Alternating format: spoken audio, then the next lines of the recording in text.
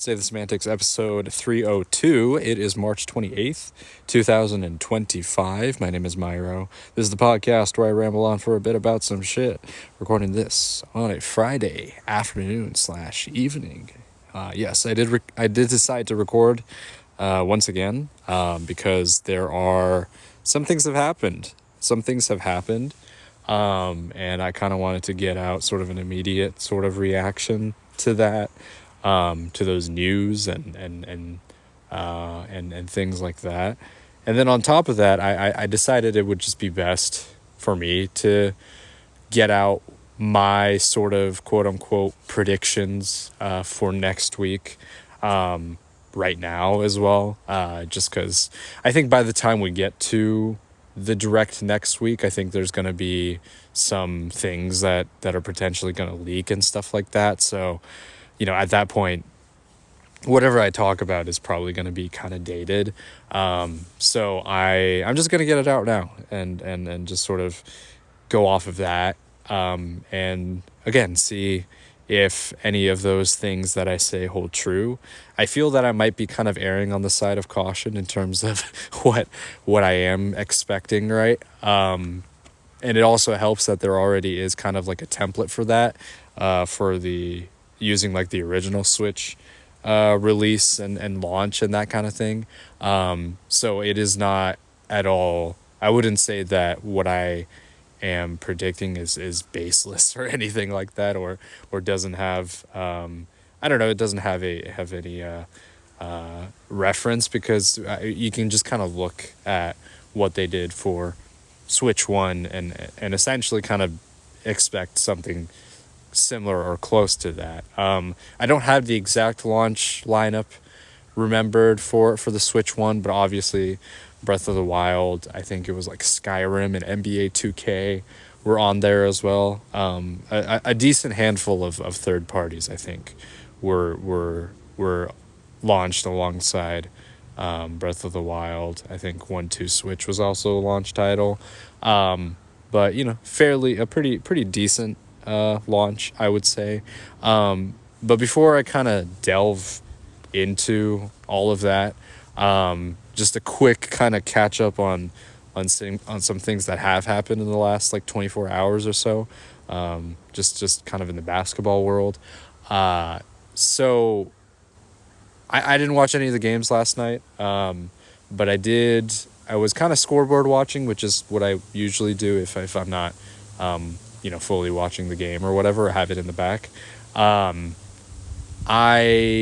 Nothing was really all that interesting that happened last night, basically until I found out about the ending of the Lakers-Bulls game.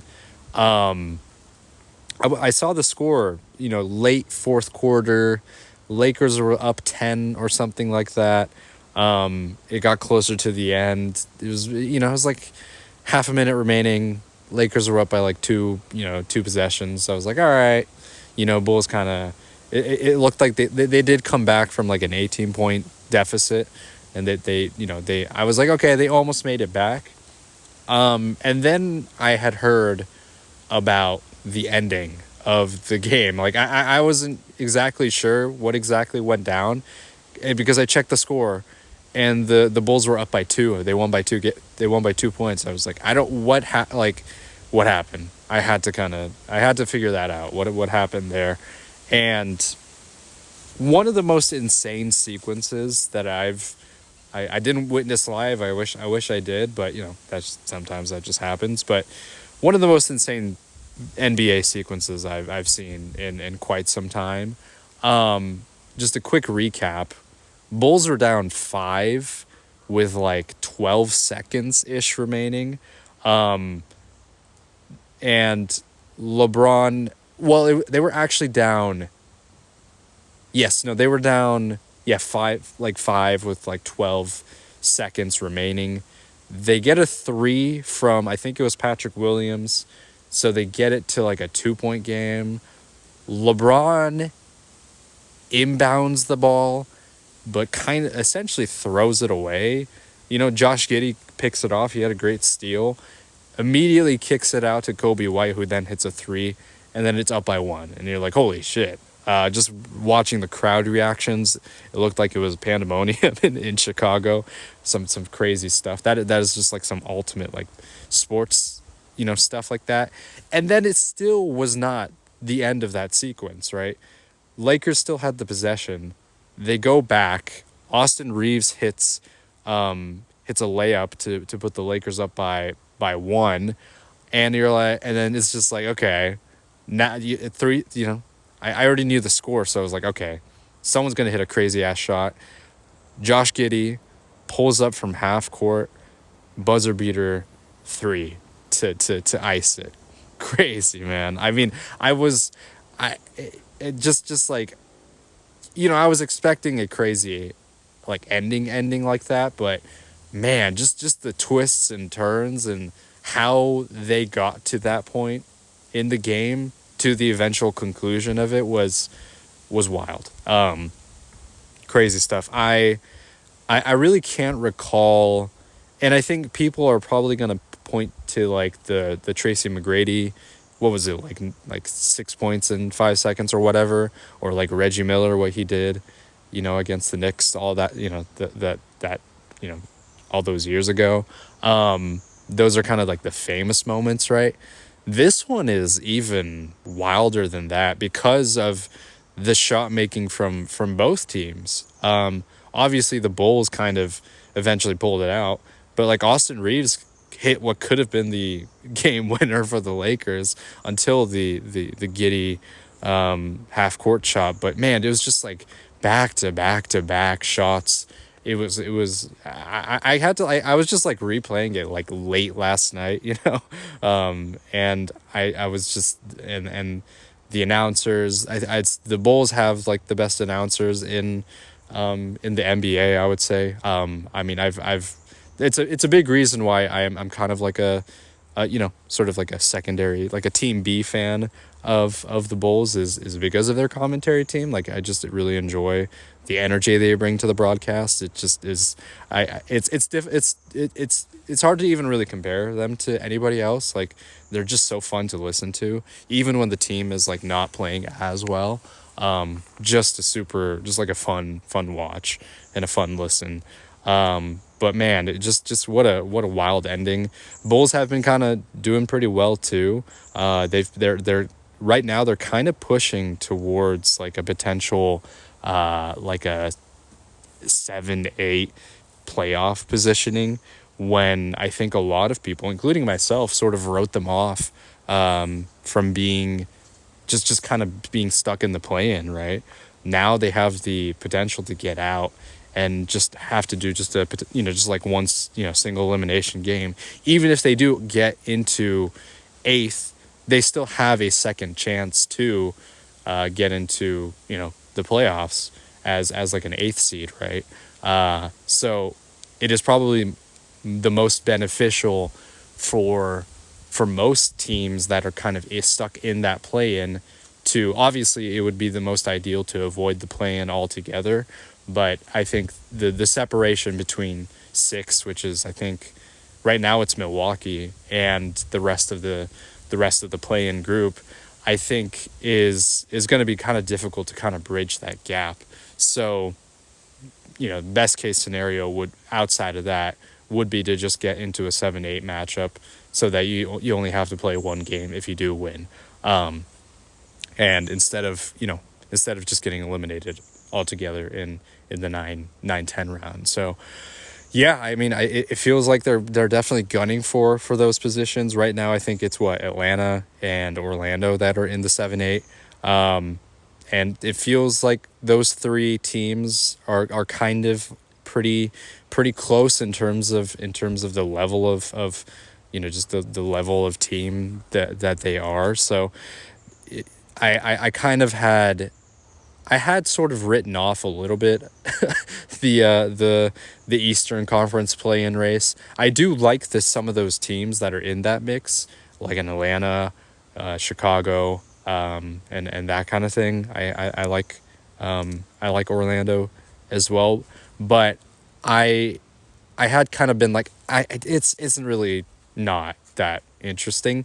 But now I think having the Bulls thrown into that mix put some pressure on a team like Orlando or Atlanta to try to kind of keep winning. And so that in itself is going to be kind of an interesting race to watch to getting it to kind of the finish line, right? I'll talk about the Warriors in a little bit. They're going to be playing the Pelicans tonight. Really hope they can get this win. Right now they're in seventh, which is not ideal. The Clippers have passed them due to kind of their success, which I'm not very happy about. So they need to get some wins under their belt. It is almost kind of imperative to do so. But anyways, kind of going back to the East, I think that whole mix is going to be interesting to keep an eye on. I'd say out of the East group that I just am not really interested in seeing in the playoffs in period is Miami. I don't really like how they play. I mean, of course, shout out to Andrew Wiggins, of course, and I'm I'll be rooting for him as a player, but not as a member of the Heat. But just based on just the composition of that team, the way they play, just not a very fun watch.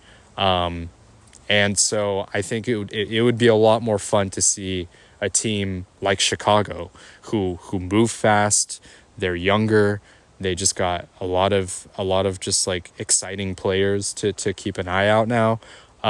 Kobe White's been hitting kind of his stride. So that's a lot more of an interesting watch, regardless of how well they inevitably do against a team like the Cavs or the Celtics, right? Like you're not expecting them to really do too much, but at least they might make some of those games exciting. They might keep it potentially close. I just feel like with the Heat, especially the performances that they've had recently, it's just going to be kind of a dogfight. You could maybe expect Hero to bring in some heat. Maybe Wiggins is able to turn it up. I don't really know, but it just doesn't seem like a super cohesive team at the moment, which results in not very fun basketball to watch. And it doesn't help that I'm not like the biggest fan of the Heat either. So yeah, I think that I would like to see Chicago kind of slotted in there with those other two teams that are in the play-in mix, to keep things kind of interesting, right? Keep that kind of bring some kind of energy, bring some momentum going into the playoffs. I just briefly talking about the Warriors because they haven't really played that much at all this week. They've played like 2 games. It's been very quiet and sort of hopefully they've been able to kind of get some rest, and Steph especially has been able to get some rest. But yeah, right now they're in 7th. They're a half game back of the Clippers, which is not the best situation. I think that, and I talked about this yesterday or sometime this past week about how it might be worthwhile to maybe sort of do a little, I don't know, playoff seeding, play that game of playoff seeding where you want to try to get a more favorable matchup. And, maybe it's like, okay, right now the Rockets are in 2nd. That's a much better matchup for the Warriors than Denver and Jokic. So it's like, okay, how much do they really care about, trying to push for a 6th seed? Maybe that is something in play. I don't exactly know. But still, like I said before, you don't really want to do the play-in game. I don't really think you want to do that, especially considering the lack of success the Warriors have had in the play-in. Getting eliminated by like the Grizzlies, like a couple of years back or like a few years back when the play-in was first introduced. Last year when they got eliminated by the Kings, like it's just not. I don't really feel super great about that. Just historically speaking, I'd much rather get into like we did in 23, when they were in the 6th seed going up against the Kings, that kind of thing. Like that sort of works out in a way, right? Again, you don't really want to face off against Denver, but like what other choice do you have? You just have to kind of go up against who who you can play. I think there are ways that the Warriors can do, can just play better. Just unfortunately this year they just have not looked good. The most recent loss against Denver is kind of a indication of that. Things will be different in a playoff atmosphere, absolutely, but still, there are some things that you can kind of draw on to point out that there are some issues with matchups. Aaron Gordon, for some reason, plays really well against the Warriors. I think Jamal Murray has the potential to turn it up in the playoffs. He is known to be able to turn on that gear. So I don't know. It's a little, I don't know. It's a little bit of a concern. I think if you are the Warriors going up against someone like Denver, with the Rockets, it's a lot more easier to make the case of wanting that matchup in the first round because of their inexperience.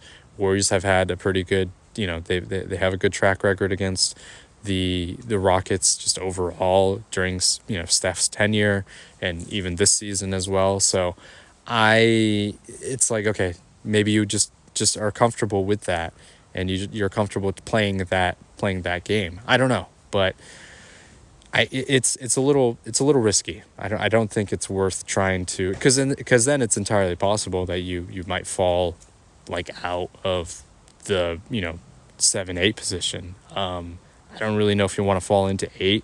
It's still really close with the Timberwolves as well. So it's just like you're kind of, I don't really know. I don't think it's really. It's a little out of possibility or out of position to have them fall like into 9. I think there is enough distance between like 8 and 9 right now to where it shouldn't be too much of a concern. But regardless of that, it's like, do you want to be on the road playing against the Wolves or the Clippers as an 8th seed? Do you want to be at home playing against those teams? Like, regardless of that, it's still one game. You lose, you got to play the next one. It's tough, man. And rest is incredibly important for this old team, as I've mentioned before. So, I'm a little torn because I totally understand the want to maybe try to stick in that 7-8 position to get a more favorable matchup with the Rockets. I think the other two teams probably are thinking the same thing with the Wolves and the Clippers as well. I don't think the Clippers want to face off against Denver. Maybe the Wolves would want to. I think they have a pretty good. They've matched up pretty well against the Nuggets, but those three teams I think would maybe want to face off against the Rockets. So it's like, okay, maybe this is better for these three teams, but regardless of that, it's too risky. It's really risky to play that matchup. So, and then even if you lose the 7-8 and you play against as like at home against one of the Suns, the Kings, or like the Mavericks or whatever. Look, man, I mean, none of those teams are world beaters by any means, but just it's still not fun to be able to have to play another game to win and then go play in OKC. Like, that just is not ideal at all. So I don't know, man. Maybe my thoughts and maybe my kind of perspective will change as we get even closer to the end of the season, but right now I'm a little hesitant to want to really be like, hey, this is what I want. I still am kind of in the camp of wanting to avoid the play-in altogether, I think, and just go up against whoever's going to be in third right now, who is Denver, and just kind of go up against that, and just do the best that they can, because ultimately, like, what is, of course there's some expectation after what's been said by players like Draymond and Jimmy and whatnot, but what is the ceiling of this team is not a championship team. I think we could definitely be like like a spoiler, an upset or whatever, but I don't know. I'm still I have been happy with what I've seen up until kind of this recent period of struggle without Steph, but there were a lot of positive takeaways from what we did see. It's just unfortunate again that Steph has to be so integral to the team's success, especially offensively, right? So I don't know. I think it will remain to be seen what it's going to look like, of course. And I'm hoping that they can kind of lock in a little bit more, because I do think it is important to kind of go into the end of the season with a little bit of energy and a little bit more to kind of to work with some momentum. If you're not a top seed, you just don't have the leverage to rest. I think you don't have the leverage to take games off. Like that's just not going to work. So you just got to play every game as best as you can. Let's talk about what happened today. So this news broke out this morning. Taylor Jenkins was fired as the Memphis Grizzlies head coach, which is pretty it's pretty crazy to see that. I I don't know what the reasoning is. I don't know if they've really given. They definitely haven't, you know, told the media what the basis for that decision was. But man, that's kind of a shocker considering where they are now. I mean, they're like the 4th or 5th seed at this time. They still have a winning record. I understand that they've had a lot of injury, just bad injuries and things like that. They've had some bad losses. I do recall that there was like a stretch where they lost by like 1 point in like 3 or 4 straight games. So yeah, I understand maybe that was a potential tipping point, but regardless of that, like to do it at this time in the season is not good for your organization, considering that there is still more of the regular season to go and of course the playoffs, right? What is it going to look like for this team moving forward structurally, in this sort of, in kind of going into the postseason? Like I don't know. Like that's just such a weird.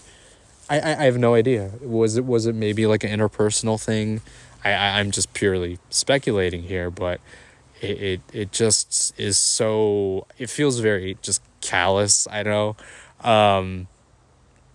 In a similar vein to. No, I mean it's different because they're still a good team. Just comparing it to the Mike Brown firing, with that one they lost like 7-8 games in a row or something, and something was clearly not working. I think he had lost the locker room, and there's been reports of that have come out since De'Aaron Fox got traded. And that kind of thing. There's been some rumblings of some disagreements with some of the players and him and that kind of thing.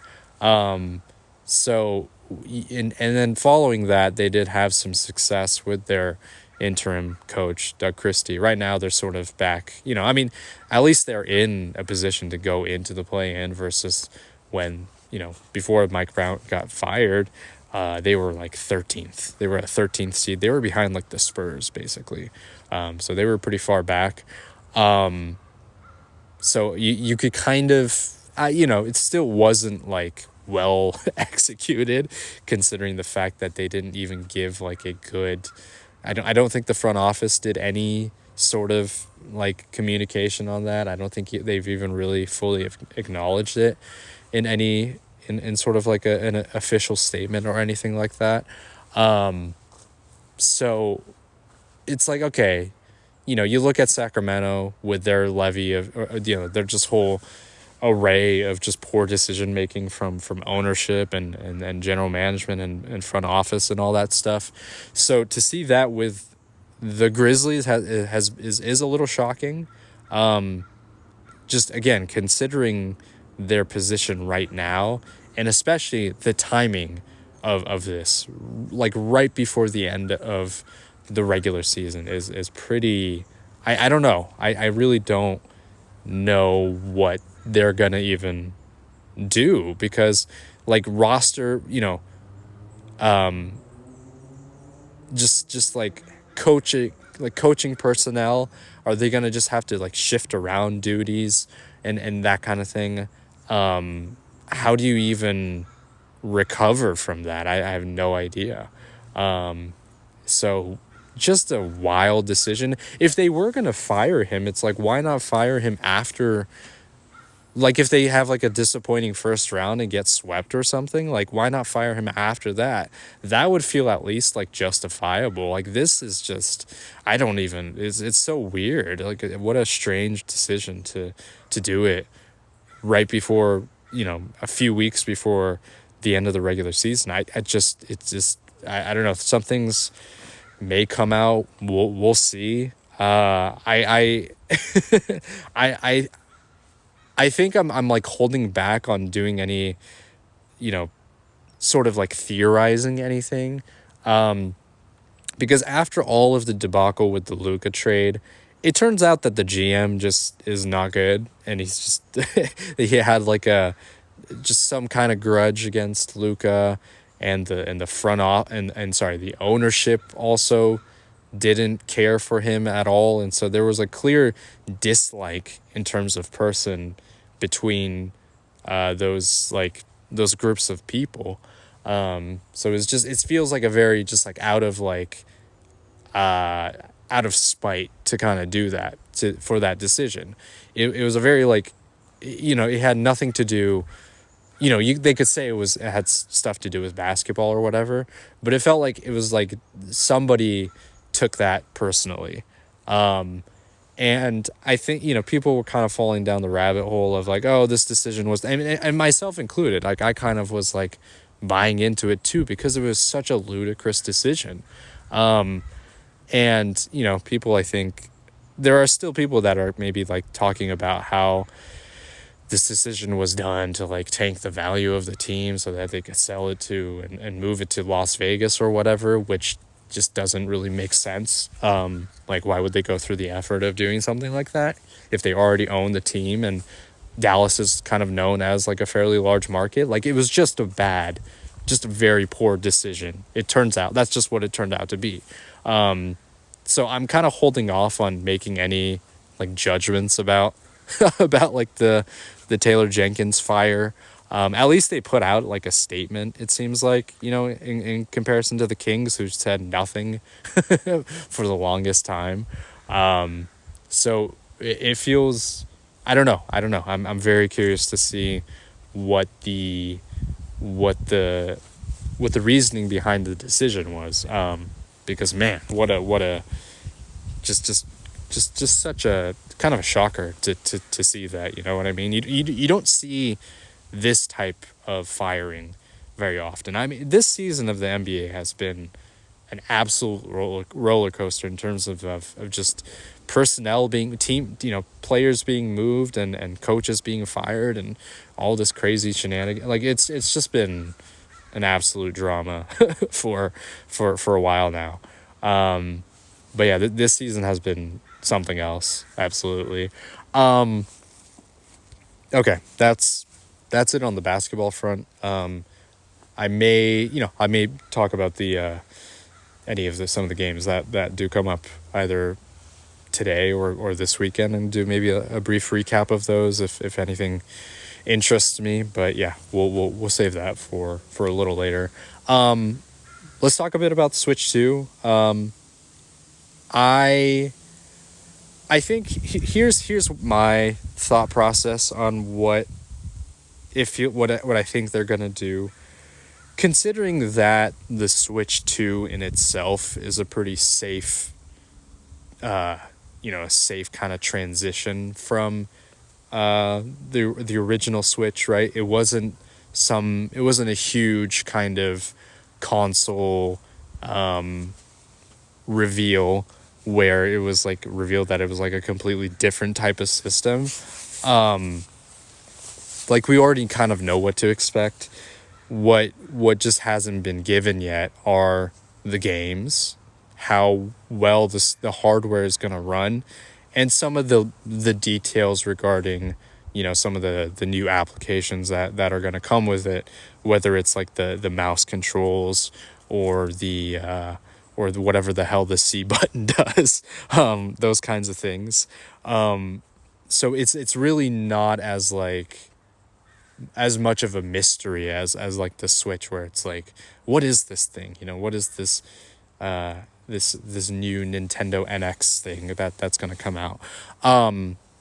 So I think it is going to be, because this was sort of a safe decision, if you want to call it that. I do think that the presentation is probably going to lean on the side of it being safer, where we're going to get some expected things. The fact that the console already leaked as well, I think is kind of gives us quite a lot of information. The specs and the like the 3D printing and all that stuff that did leak beforehand was pretty much to a T. So because we have that, and I think that there are already kind of indications of what the hardware is gonna work, what it's gonna have in terms of kind of its graphical capability. We just have to see what it looks like now. But I think that's most likely what it's gonna look like. I think they'll probably have like a decent sized presentation for it, and it's gonna kind of go, maybe spend a little time with the minutia, what the differences are, probably maybe some like social network integration, and I do think that there is going to be a little bit more with the interface. The Switch interface is cool and it's clean and it's fine, but it is pretty bare bones. So I think that's going to be kind of a big change. I do, and maybe this is more of a want than like a prediction, but I do think that there is going to be a little bit of a push for that. Maybe bringing some of the theming kind of elements from the 3DS era and bringing them back to the Switch. I mean, listen, if they like, and it's not like I don't necessarily want them to do this really, but if they sell themes for your like home screen on the Switch, people are gonna buy those things. That's just like another way for them to make money. I mean, that's what they did with like 3DS themes. I did buy some of those themes before the 3DS eShop went under because I just wanted to kind of have that as sort of an archive, and it is fun to have a theme, you know what I mean? So that's just like another way to bring a little bit more juice to what already kind of works, right? Now it's like if you add in a customizable feature of the system, that could also bring in more casual gamers and a casual audience as well, right? It's like, okay, this new cooler Switch has some more customizable options. There you can play music, you know what I mean? Maybe you can kind of bring in a potential like Wii theming to it as well, to have some of that nostalgia factor as well. But yeah, I think there's going to be some of that's going to be showcased. It's going to talk about the new updates with like the home screen and that kind of thing. They're going to spend like a good my prediction is they're going to spend a pretty good chunk of the presentation on that, and they're going to spend like a little bit of time talking about some of the games that are going to be shown. You know what I mean? Because they really want to be like, listen, this is why you should get a Switch 2, is because of these new new things and all that. So yeah, I think my prediction for games is obviously it's going to be Mario Kart. I don't know if it's going to be a launch title necessarily, because I don't remember if I don't think Mario Kart 8 Deluxe was a launch title. I don't think it was. It was released a little later on, so I think that might be. I don't know. I don't know if it's going to be a launch title. It was the very first game that they showed with the Switch 2 reveal, so I don't know. Maybe I might be wrong there. There might be, because there was kind of this rumored Breath of the Wild enhanced edition.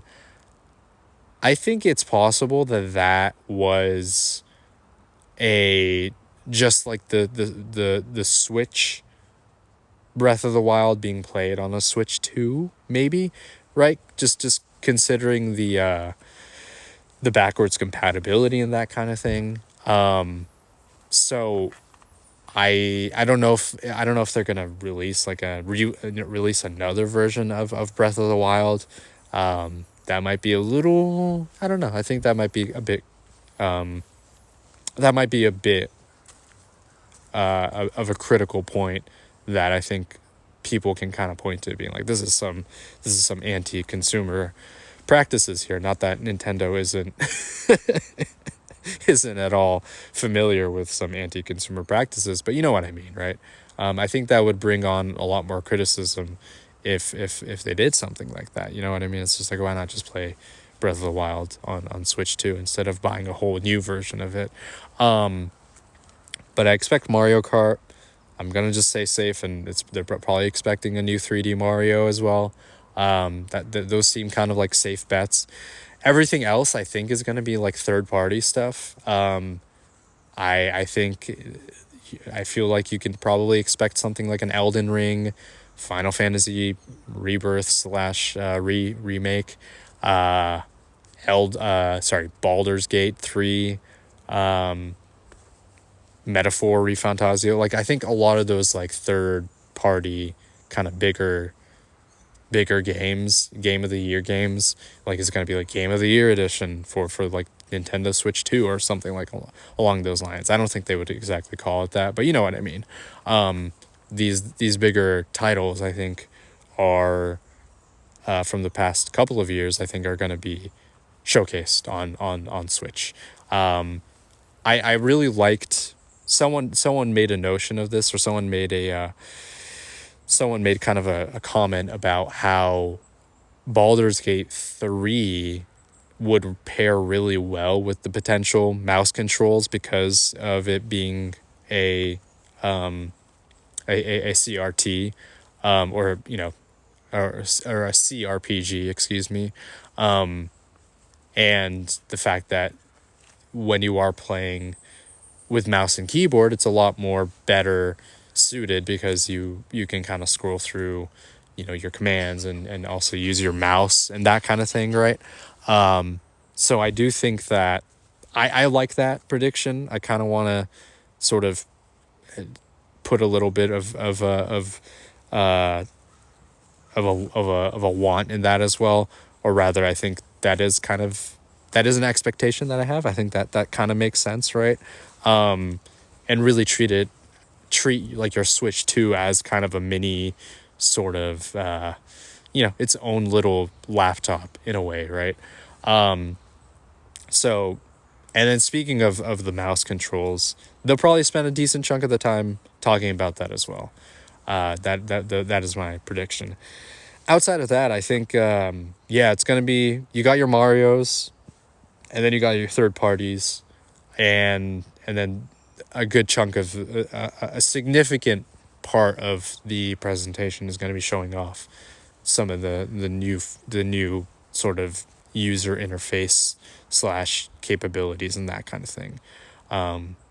Very safe. I know I'm playing it very safe, but I really don't. I don't know. I mean, there's still things that I think could be unexpected. Absolutely. Like, I could just be completely wrong and be really just blown away by what the reveal, or rather the full presentation shows. But yeah, I mean, I think because it was a pretty safe decision to just reiterate on, or rather iterate on Switch 1 with the Switch 2, I think the presentation is going to be kind of reflective of that as well. So, I mean, I'm still excited. I still am excited, but I am sort of keeping my expectations to a minimum, because I like outside of like what a lot of other people are already kind of suspecting, I really don't think it's gonna be something that's just completely mind blowing necessarily. You know what I mean? The reveal was not really mind blowing. It was just kind of like, okay, yeah, that's a Switch too. So I think it would be to a similar effect. I'm really relying heavily on what came before, you know. It's a little hard to kind of like think ahead to the future. That's just not my prerogative. I'm not great at that. So, but yeah, I think it will sort of err on the side of caution and and play safe. But regardless of that, I still think it's gonna be. I think it's still gonna be cool, and I'm still very excited to see what's in store and just sort of be a part of that hype cycle and everything.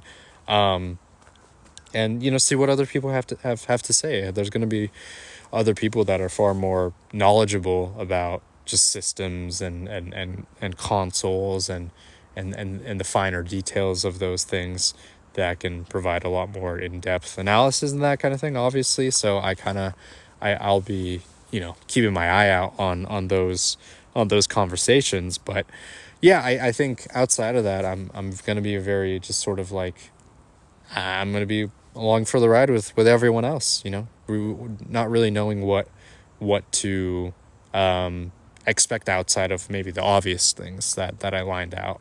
And I think it should be fun. I think it should be a fun time catching up with all that stuff.